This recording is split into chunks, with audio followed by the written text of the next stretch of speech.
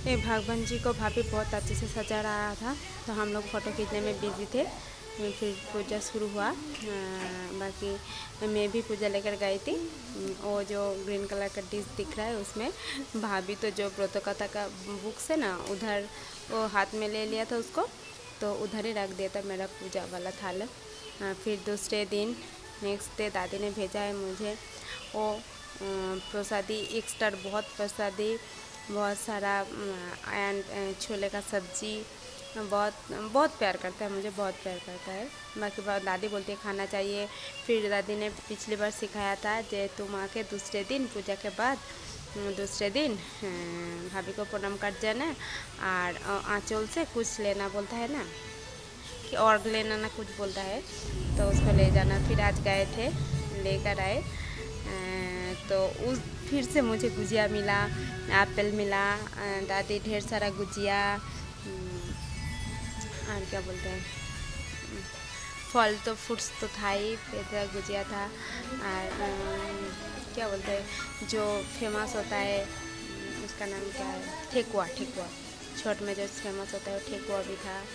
और देखो भाभी पानी डाल रहा है, भोग चढ़ाया है, फिर पानी डाल रहा है सबके।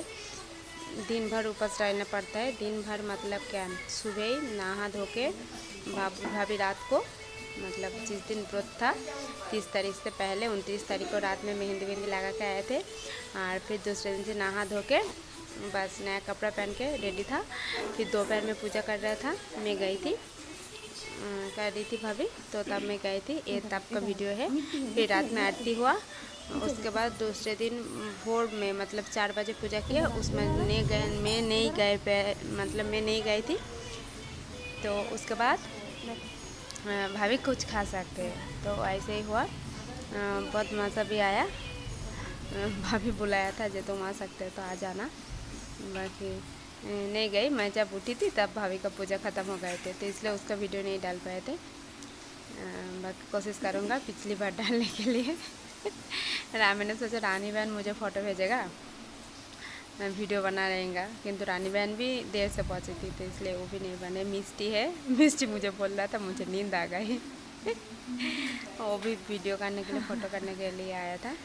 और ये देखिए चाना भी है ना, और चाना भी चढ़ाना ज़रूरी है, भिगा हुआ चाना। और दूसरे दिन चाना का ही सब्ज़ी बनता है, दादी ने मुझे चाना का ही सब्ज़ी भेजा है। और ग्रीन चाना का, ग्रीन चाना या ग्रीन दाल का जो होता है ना, मूंग दाल, उसका कुछ स्नैक्स टाइप का बनाया था, उसको भी खाना ज़रूरी होता है, तो उसको भी भेजा था। और ढेर सारा फल भी भेजा है। बाकी देख ले भाभी व्रतों कथा पड़ेगा अभी आरती वारती करके, देखिए अब लोगों को कैसे लगता है।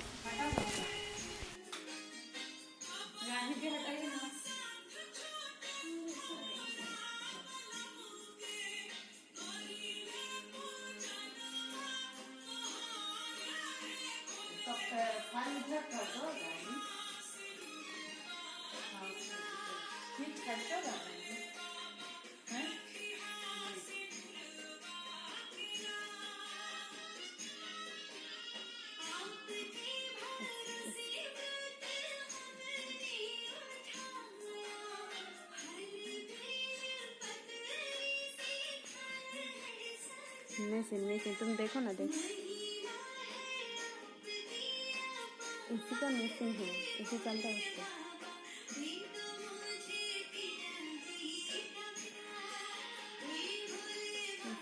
ठीक है ना, और कुछ चढ़ाना सब कुछ चढ़ा दिया। अब कथा पढ़े ना, पानी डाल दो, पानी डाल दिया, अब कथा पढ़ के उसके बाद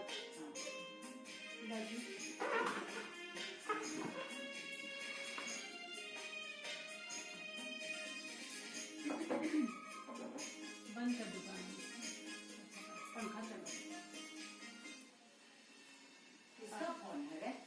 पापा को एक बार फोन कर दो कि कथा अगर फ्री है तो आप, वो आए हैं ना जन्नत के भाई, कोई बात नहीं।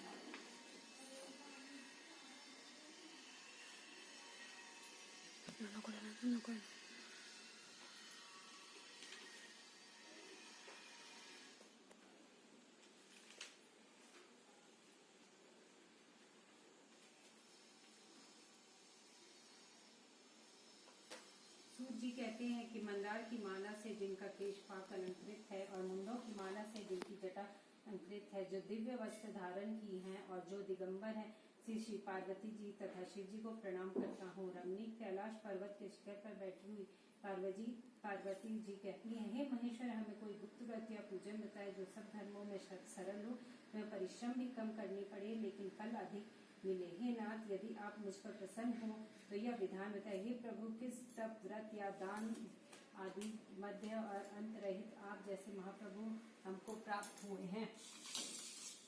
शिव जी बोले, हे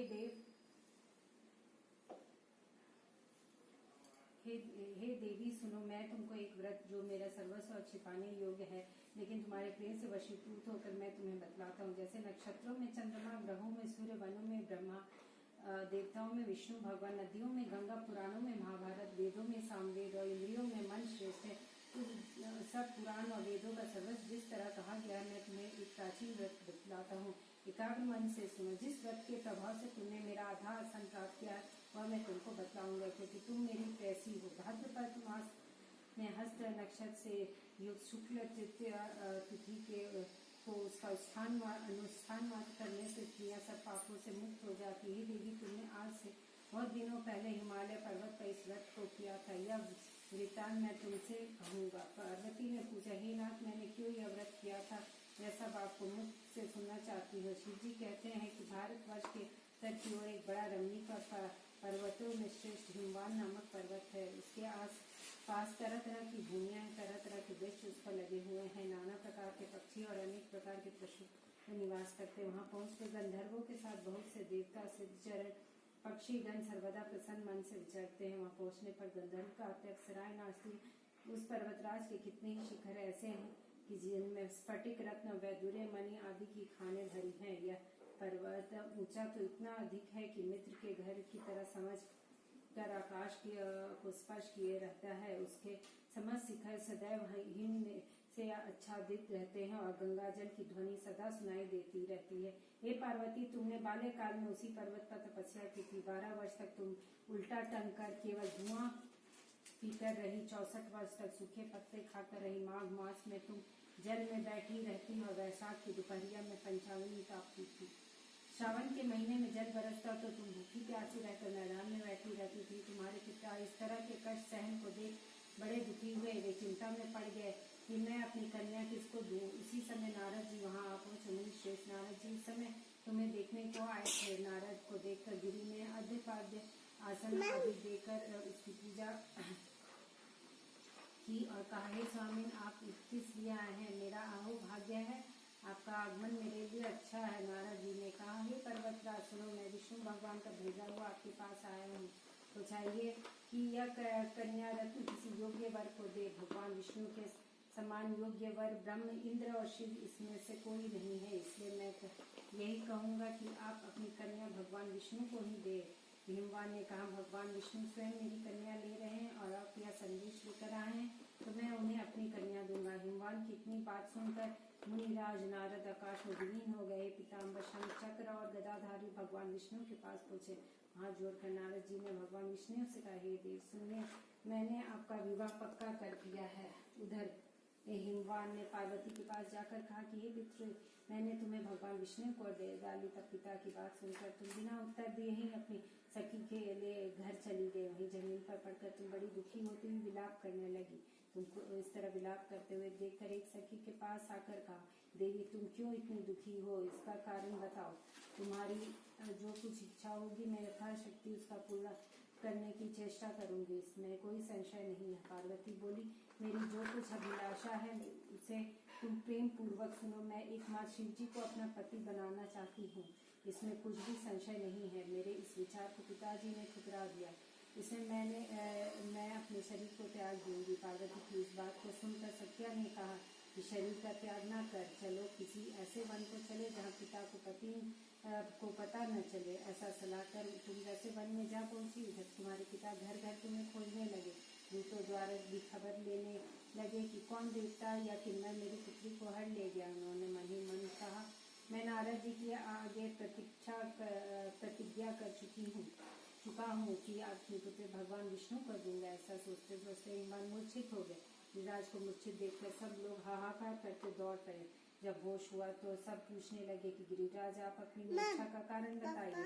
भगवान ने कहा आप लोग मेरे दुख का कारण सुने, ना मालूम कौन मेरी कन्या को हर ले गया। ऐसा नहीं हुआ तो उसे किसी काले सांप ने काट लिया या सिंह खा गए हैं। हाय है मेरी बेटी कहाँ गई, किसी दुष्ट ने मेरी पुत्री को मार डाला। ऐसे कह वे वायु के झोंके से कांपते हुए वृक्ष के समान कांपने लगे। इसके बाद हिमवान तुम्हें वन वन खोजने लगे। या वन भी सिंह भालू हिंसक जंतुओं से बड़ा भयानक हो रहा था। तुम भी अपने के साथ उस भयानक वन में चलती चलती एक ऐसी जगह जहाँ तक एक नदी बह रही थी, उसमें रमणीय तट पर एक कंदरा थी। तुमने उसी कंदरा में आश्रम बना लिया और मेरे एक बालू का में प्रतिमा बना कर अपनी सखियों के साथ निराहार रहकर मेरे आराधना करने लगी। जब भाद्रपद शुक्ल पक्ष की हस्त तृतीया तिथि प्राप्त हुई तब तुमने मेरा विधिवत पूजन किया और रात भर जाकर गीता वाद्यादि से मुझे प्रसन्न करने में बिताए। उस व्रत आज के प्रभाव से मेरा आसन डगमगा उठा, जिसमें मैं तत्काल उस स्थान पर जा पहुंचा जहां पर तुम अपने सखियों के साथ रहती थी। वहां पहुंचकर मैंने तुमसे कहा कि मैं तुम पर प्रसन्न हूँ, बोलो क्या चाहिए। तुमने कहा मेरे देवता यदि आप मेरे ऊपर प्रसन्न है तो मेरे पति बने। मेरे तथास्तु कहकर कैलाश पर्वत पर वापस आने पर तुमने वह प्रतिमा नदी में प्रवाहित कर दिया और सखियों के साथ उस महाव्रत का पालन किया। भगवान जी जब तक उस वन में तुम्हें खोजने आ पहुंचे, चारों दिशा में तुम्हारी खोज करते करते वे व्याकुल हो चुके थे, इसलिए तुम्हारे आश्रम के समीप पहुंचते ही गिर पड़े। थोड़ी देर बाद उन्होंने नदी के तट पर दो कन्याएं देखी। देखते ही उन्होंने छाती से लगा लिया और बिलख कर रोने लगे। मैं पूछा पुत्री तुम सिंह व्याघ्र आदि जंतुओं से भरे इस वन में क्यों आ पहुंची। पार्वती ने उत्तर दिया पिताजी मैंने पहले ही अपने को शिव जी के हाथों सौंप दिया। आपने मेरी बात टाल दी, हम इससे मैं यहाँ चली आई। भगवान ने सत्यवान दिया कि हे पुत्री मैं तुम्हारा इच्छा के विरुद्ध कुछ न करूँ। मैं तुम्हें अपने साथ लेकर आए और मेरे साथ तुम्हारा विवाह कर दिया। इसी से तुमने मेरा अर्धासन पाया है। तब से आज तक किसी के सामने मुझे यह व्रत प्रकट करने का अवसर नहीं प्राप्त हुआ। है देवी मैं यह बताता हूँ कि इस व्रत का हरतालिका नाम क्यों पड़ा। तुमको सखियां हर के ले गई थी इसे हरतालिका नाम पड़ा। इस पर पार्वती जी ने कहा हे प्रभु के नाम आपने नाम तो बताया, अब विधि भी बताया, इसका क्या पुण्य है क्या फल है कि यह व्रत कौन करे। शिव जी पार्वती जी से कहते हैं हे देवी मैं स्त्री जाति की भलाई के लिए उत्तम व्रत बतलाए। जो स्त्री अपने सौभाग्य की रक्षा करनी चाहती है वह यत्न पूरे इस व्रत को करे। पहले कदम के कंधे आदि से सुशोभित सुंदर उसमें रंग बिरंगे रेशमी कपड़ों के चंदवा लगाकर चंदन आदि सुगंधित द्रव्यों से वह मंडप लिखा है। फिर शंख भेरी मृदंग आदि बजाते हुए बहुत से लोग कृत होकर तरह तरह के मंगलाचार करते हुए इस मंडप में पार्वती तथा शिव जी की प्रतिमा स्थापित करे।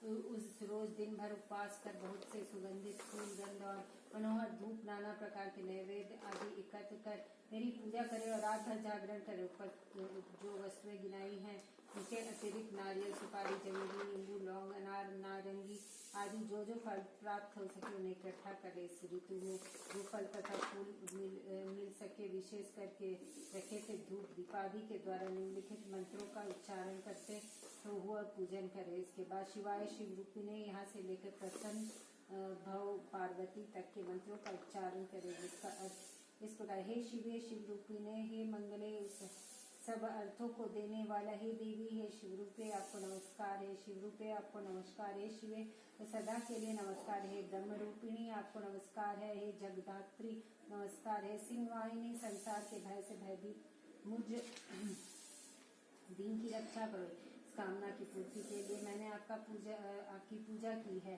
पार्वती मुझे राज्य और सौभाग्य दो, मुझ पर प्रसन्न हो। इन्हें मंत्रों से पार्वती शिव जी को पूजा करो। तदंतर विधि पूर्वक कथा सुने और भगवान ब्राह्मण को वस्त्र गौ सुवर्ण आदि देवे। इस तरह एक चित्र होकर स्त्री पुरुष दोनों एक साथ पूजन करे। फिर वस्त्र आदि जो उसका संकल्प करे। हे देवी जैसे इस प्रकार पूजन करती है वह सब पापों से छूट जाती है और उसे 7 जन्म तक सुख तथा सौभाग्य प्राप्त होता है। जो स्त्री तृतीया तिथि को व्रत न कर अन्न भक्षण करती है वो 7 जन्म तक बंध्या रहती है और इसको बार बार विधवा होना पड़ता है। वह सदा दरिद्री पुत्र शोक से शोकाकुल स्वभाव की लड़की सदा दुख भोगने वाली होती है।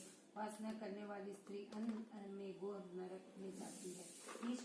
खाने से सुकरी, फल खाने से बंदरिया, पानी पीने से जोक, दूध पीने से साफिन, मांसाहार करने से बाघिन, दही खाने से बिल्ली, मिठाई खाने से चींटी और सब खाने से मक्खी होते हैं। उस रोज सोने से अजगरी और पति को धोखा देने से मुर्गी होती है।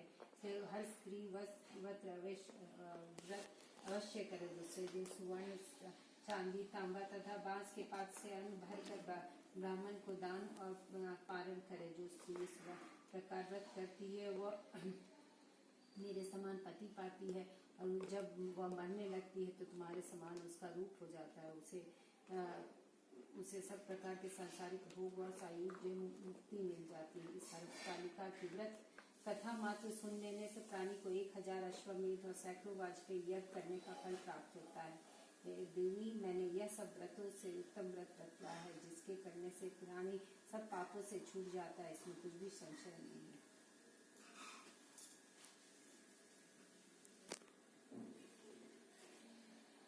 हो गया ना माँ? आरती तो फिर शाम में करेंगे ना। कल तीज पूजा था 23 तारीख को, 30 अगस्त 2022 का ये तीज पूजा है। बाकी हम लोग जहाँ पर रहते हैं वो भाभी है, भाभी ने पूजा करती है, तो मुझे बुलाया था। मुझे बहुत अच्छा लगता है, पिछली बार भी बुलाया था, मैं गई थी तो व्रत कथा सुने, पूजा देखे, तो इसलिए वीडियो भी कर लिए थे आप लोगों के लिए दिखाने के लिए। एक गणेश जी है बीच में, और माता पार्वती माता है, और एक साइड शिव माता है। पति के लिए रखा जाता है एक व्रत। बाकी भाभी है, पूजा करने के बाद कुछ इमेज खींचे थे उसको डाले हैं, बहुत अच्छा लग रहा था। बाकी देखिए सामने बहुत अच्छे से भाभी ने सजाया है, बहुत अच्छा लगा। फिर बाद में हम लोग फ़ोटो खिंचवाए भाभी के साथ, और वो जो भाभी अकेली थी वो मैंने खिंचवाए थे। और ये रानी बहन ने डाला है, रानी बहन को बोले थे फ़ोटो देने के लिए, तो रानी बहन वीडियो बनाया था। रात में आरती हुआ था, और दोपहर में पूजा किया तो उसको तो वीडियो डाले ही है। खुद हाथ से मिट्टी से वो तीनों मूर्ति बनाए, फिर सजाए, फिर पूजा किए, फिर व्रत कथा किए। भाभी ने भाभी और भैया है फ़ोटोशूट किया था। भाभी का तीज था।